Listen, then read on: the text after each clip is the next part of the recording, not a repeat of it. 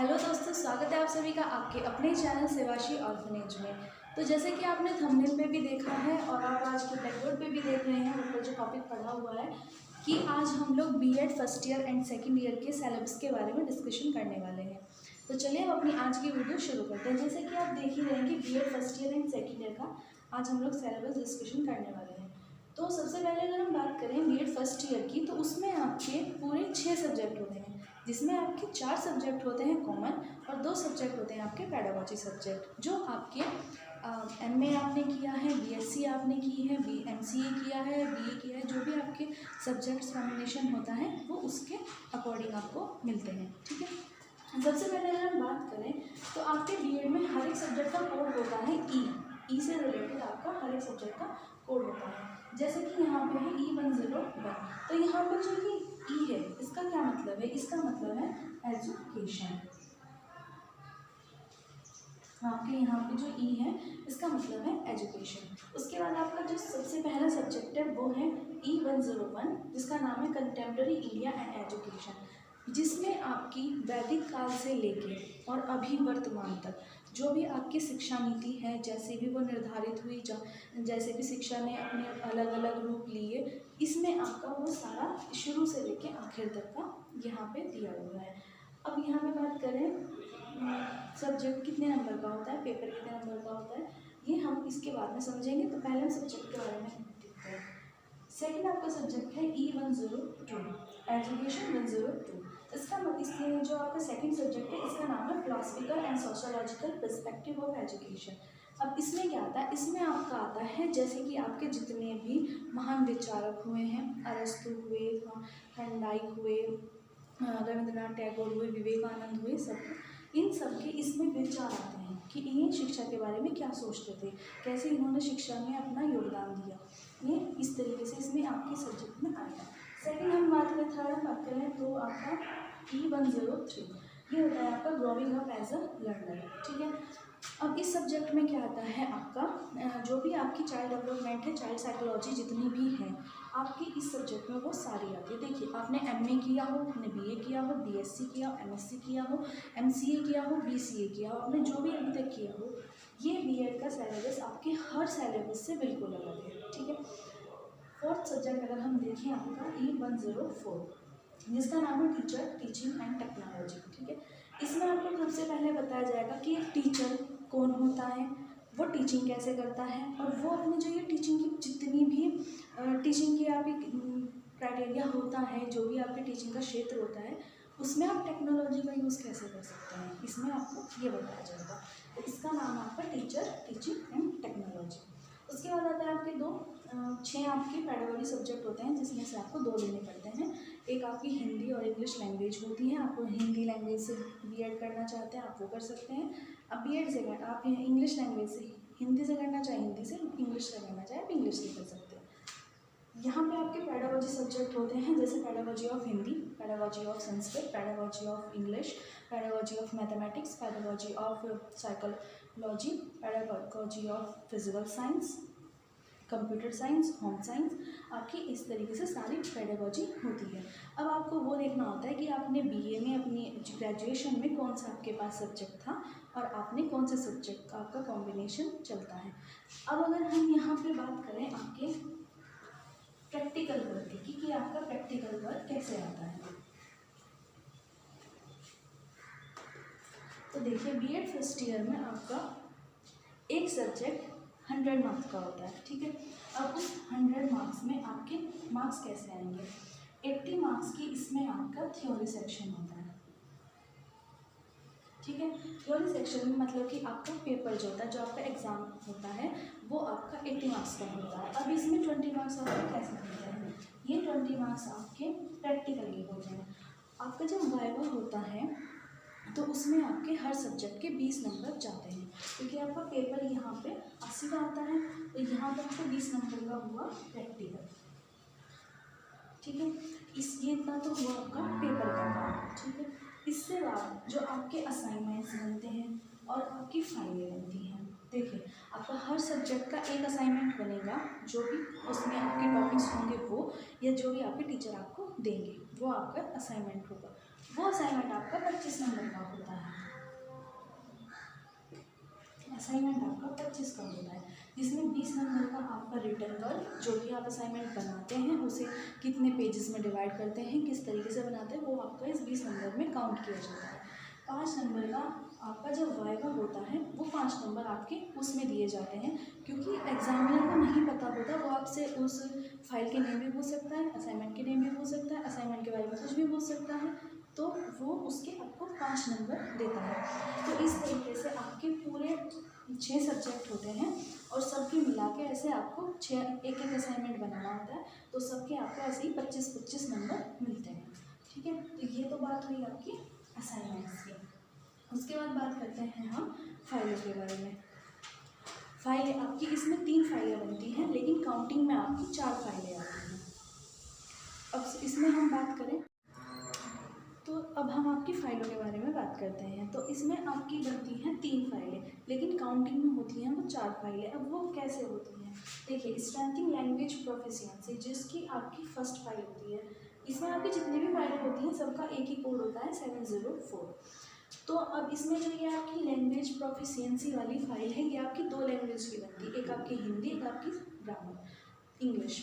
तो उसमें आपके क्या होता है, आता सारा ग्रामर वर्क ही है, जैसे कि आपकी संज्ञा सर्वनाम इन सब की डेफिनेशन हिंदी ग्रामर में जो भी होती है, और इंग्लिश में जितना भी ग्रामर का वो सिलेबस में दिए रखते हैं, वो सारी फाइलें आपको बनानी पड़ती हैं। सारा का सारा जिसका आपका कंटेंट मिलेगा वो आपको हिंदी ग्रामर और इंग्लिश ग्रामर दोनों से मिल जाएगा।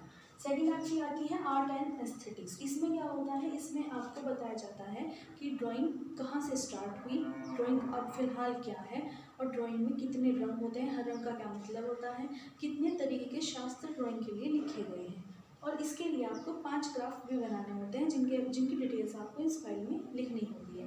ये तो हुई आपकी आर्ट एंड एस्थेटिक वाली फाइल की। नेक्स्ट आती है आपकी reading and reflecting on text. अब इस फाइल के बारे में कैसे होता है, इसमें आपकी 12 बुक होती हैं, जिसमें आपकी कुछ रेफरेंस बुक होती हैं, कुछ आपकी रिलीजियस बुक होती हैं, आपकी इस तरीके से बुक्स काउंट होती हैं, दो बुक्स।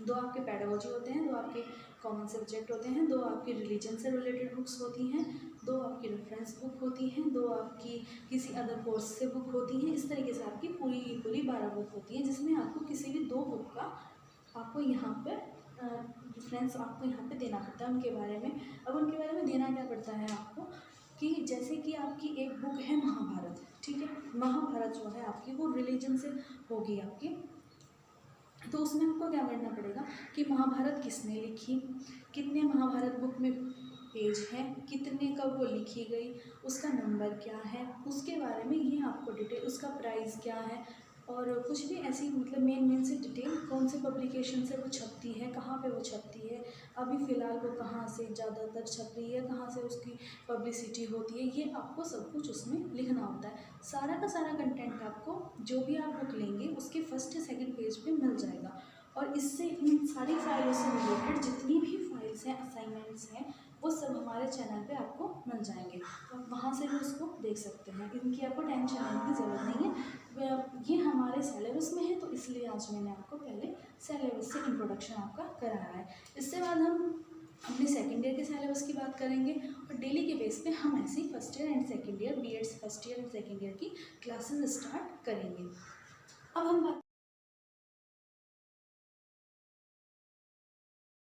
बात करते हैं आपके बीएड सेकेंड ईयर के सिलेबस के बारे में। इससे पहले आपने फर्स्ट ईयर का सिलेबस समझा, अगर आपको उसमें कोई भी क्वेरी हो तो आप मुझे पूछ सकते हैं, आप कमेंट में मुझे कमेंट सेक्शन में आप कमेंट कीजिए, बताइए कि आपको कुछ नहीं समझ आया, तो मैं आपको दोबारा से समझा दूँगी, ठीक है। अब हम बात करते हैं आपके बीएड सेकेंड ईयर के सिलेबस के बारे में। इसमें पहले मेन जो आपके सब्जेक्ट होते थे वो 4 होते थे, ठीक है। अभी फ़िलहाल जो 2019 और 20 में ये आपकी न्यू एजुकेशन पॉलिसी आई है और सारे सिलेबस में चेंजेस आया है, तो आपके बीएड के सिलेबस में ये चेंज आया है कि आपका जो असिस्टेंट फॉर लर्निंग है उसके आपके कुछ टॉपिक्स कट हो गए हैं। वो जब हम अपनी टॉपिक वाइज क्लासेस अटेंड करेंगे आप लोग, तो आप लोग उसमें समझेंगे कि आपके कौन कौन से टॉपिक्स उसमें कट हुए हैं, ठीक है। और इसमें जो सब्जेक्ट ऐड हुआ है वो है आपका वर्क एजुकेशन, गांधी जी की नई तालीम एंड कम्युनिटी इंगेजमेंट। ये जो आपकी न्यू एजुकेशन पॉलिसी आई है 2020, ये आपकी पूरी की पूरी गांधी जी के विचारों पे बेस्ड है। तो ये सब्जेक्ट इसलिए बीएड में आया है कि बच्चों को पता चले कि गांधी जी क्या चाहते थे और बच्चों को ऐसी शिक्षा मिले जैसे गांधी जी चाहते थे। तो इसमें आपका जो सबसे पहला सब्जेक्ट होता है वो आता है क्रिएटिंग एंड इंक्लूसिव स्कूल। जैसे कि आप सभी भी जानते हैं ये चीज़ कि इंक्लूसिव एजुकेशन की आज के टाइम में कितनी मांग है। हर कोई चाहता है कि जो हमारे कुछ बच्चे मानसिक मंदिर बच्चे हैं या कुछ बच्चे ऐसे हैं जो नहीं हैं सामान्य, और कुछ बच्चे जो विशिष्ट हैं सामान्य हैं, उन दोनों बच्चों को एक जगह पे बैठा के पढ़ाया जाए जिससे कि उनमें जो हीन भावना है दूसरे बच्चे के प्रति वो ना आए। तो इसलिए इसमें आपके बीएड सेकेंड ईयर में सब्जेक्ट आया है creating and inclusive school. Second आपका सब्जेक्ट है जिसका कोड है E302। इसमें आ रहा है आपका जेंडर, स्कूल एंड सोसाइटी। इसमें आता है आपका कि जेंडर, स्कूल और सोसाइटी। जेंडर आपके दो होते हैं, मेल एंड फीमेल। इन दोनों जेंडर का आपकी जो एजुकेशन पॉलिसी है इस पर क्या प्रभाव पड़ता है और सोसाइटी इस जेंडर को और इस जेंडर की एजुकेशन को किस तरीके से देखती है, तो इसमें आप लोग ये सीखेंगे। एंड थर्ड है आपका नॉलेज, लैंग्वेज एंड करिकुलम।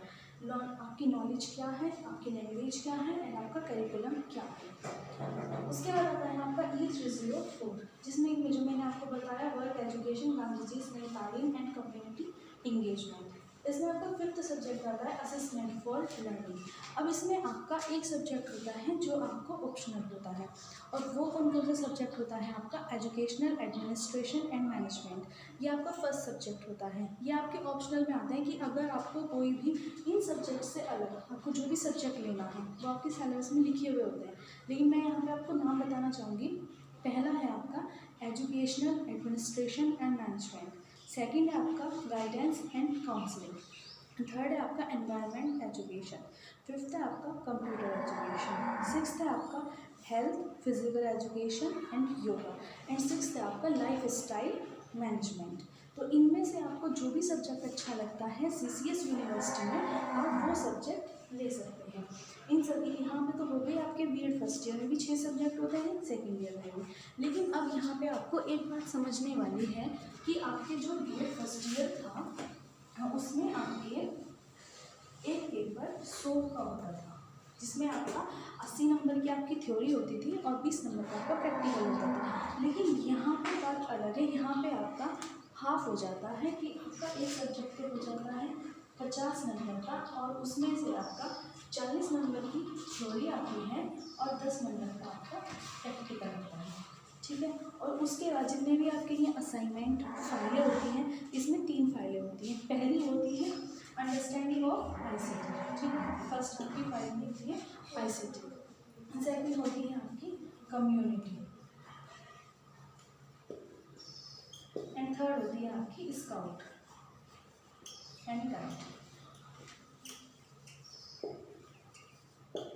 ये आपकी 3 फाइलें होती हैं। इनका भी एक कोड होता है 708 होता है, शायद ये मैं रिकॉर्ड कर पा रही हूँ, लेकिन इनका जो कोड होता है वो मैं आपको बता दूँगी।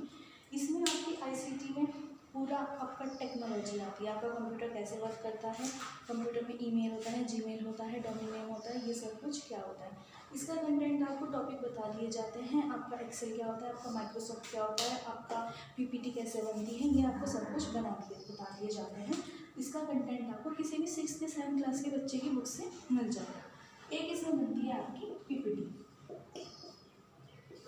जो आपके ऑप्शनल सब्जेक्ट होते हैं जैसे कि आपका हिंदी और इंग्लिश ऑप्शनल सब्जेक्ट में आगे, तो आपको एक टॉपिक बनाना होगा इंग्लिश का और एक टॉपिक आपको बनाना होगा अपने SST का। इस तरीके से आपकी PPT बनती है और वो जो आपकी PPT बनती है वो आपकी एक CD या एक ही पेन ड्राइव में डलते हैं दोनों टॉपिक। एग्जामिनर के सामने आपकी चॉइस होती है कि आपको कौन सा पढ़ाना है, या आपको एग्जामिनर भी बोल सकता है कि आपको कौन सा टॉपिक पढ़ाना है और आपके टॉपिक कौन कौन से हैं, ठीक है।